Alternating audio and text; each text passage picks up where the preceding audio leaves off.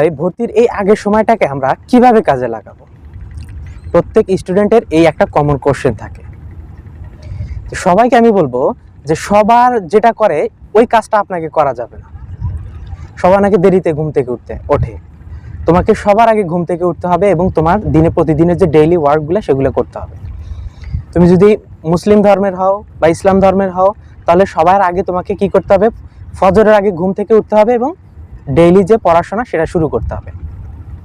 এখন অনেকে বলে যে ভাইয়া সকালে কি পড়বো? সকালে তোমার কাজ হচ্ছে যেই বিষয়টা বা যে সাবজেক্টটা তোমার সবচেয়ে বিরক্ত লাগে ওই সাবজেক্টটা তুমি সবার আগে পড়াশোনা শুরু করবা, কারণ তখন মাইন্ডটা ফ্রেশ থাকে, যে কোনো পড়া তোমার মাথায় খুব ভালোভাবে ক্যাচ করে।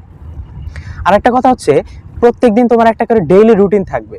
প্রত্যেক দিনের রুটিন থাকবে, আমি কখন ঘুম থেকে উঠবো, কখন খাওয়া দাওয়া করব, কখন নামাজ পড়বো, এই নিয়ে একটা ডেইলি রুটিন থাকবে এবং সেই রুটিনের ভিতরে নামাজের জন্য তোমার একটা ভালো একটা পাকাপোক্ত জায়গা থাকবে। নামাজের জন্য পাকাপোক্ত জায়গাটা কেন থাকবে, এই কথাটা কেন বললাম? কারণ এই নামাজ তোমার ডেইলি রুটিনটাকে ভালোভাবে ইমপ্লিমেন্ট করতে খুবই সাহায্য করবে। এবং পড়াশোনার ফাঁকাফাঁকি যে তোমার একটা রিফ্রেশমেন্ট দরকার, একটা স্টুডেন্টের সর্বোচ্চ 45 মিনিট পর্যন্ত পড়াশোনা করতে পারে। এই যে 45 মিনিট পরে তোমার একটা রিফ্রেশমেন্ট দরকার, নামাজ সেই রিফ্রেশমেন্টের কাজটা খুব ভালোভাবে করে দিবে। সকালবেলা তুমি মুখস্থ যে পার্টটা আছে সেই পার্টটা তোমার ডেইলি রুটিনে রাখতে পারো। যেমন সকাল 6টা থেকে 8টার ভিতরে ইংরেজিতে প্রেপোজিশন আছে, মুখস্থ যে পার্টগুলো আছে, তারপরে বাগধারা আছে, ইডিয়াম ফ্রেজ আছে, এই জিনিসগুলো রাখতে পারো। সোজা কথা হচ্ছে মুখস্থ যে পার্টগুলো, এই জিনিসগুলো তুমি সকালে রাখতে পারো, তাহলে দেখা যায় সকালে মুখস্থ করার ক্ষমতাটা বেশি থাকে আর এই সময়টা খুবই ইফেক্টিভ হয়। অনেকে বলে যে সকালের 1 ঘন্টা পড়া আর অন্য সময়ের 5 ঘন্টা পড়া এক সমান।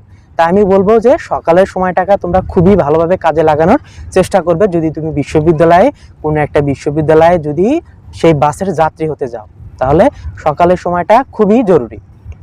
আর একটা কথা হচ্ছে, অনেকে বলে যে ভাইয়া এই সময় অনেকে বলে যে 16 ঘন্টা 18 ঘন্টা পড়ালেখা করতে হয়। আমি এর আগের ভিডিওতে বলেছি যে তোমাকে 16 ঘন্টা 18 ঘন্টা পড়ালেখা করতে হবে না। তুমি দিনে 6 থেকে 8 ঘন্টা রেগুলার কনসিস্টেন্সি মেনটেন করে পড়াশোনা করবা এবং সেটা যেন রেগুলার হয়। এই একদিন পড়লাম 14 দিন পড়লাম না, এই বিষয়টা যেন এমন না হয়। তোমাকে রেগুলার 6 থেকে 8 ঘন্টা পড়তে হবে এবং বিভিন্ন স্ট্র্যাটেজি নিয়ে যেন তুমি মনে রাখতে পারো এই বিষয়টা, বা যে জিনিসটা পড়ছো সেটা যেন মনে রাখতে পারো। এবং তোমার কাজ হবে সেটা স্ট্র্যাটেজি নিয়ে মনে রাখা, কোনো একটা বিষয়ের সাথে মিল রেখে পড়া, কোনো একটা নামের সাথে মিল রেখে পড়া। এই যে সমস্ত বিষয়, এগুলো হচ্ছে তোমার একটা বিশ্ববিদ্যালয়ে ভর্তির আগে তোমাকে একটা খুবই ভালো একটা রুটিন এবং একটা কনসিস্টেন্সির এই ভিতর দিয়ে যেতে হবে, না হলে তুমি বিশ্ববিদ্যালয়ে একটা ভালো জায়গা করতে পারবে না। বিশ্ববিদ্যালয়ে চান্স পাওয়ার সম্ভাবনা খুবই কম। আর যাদের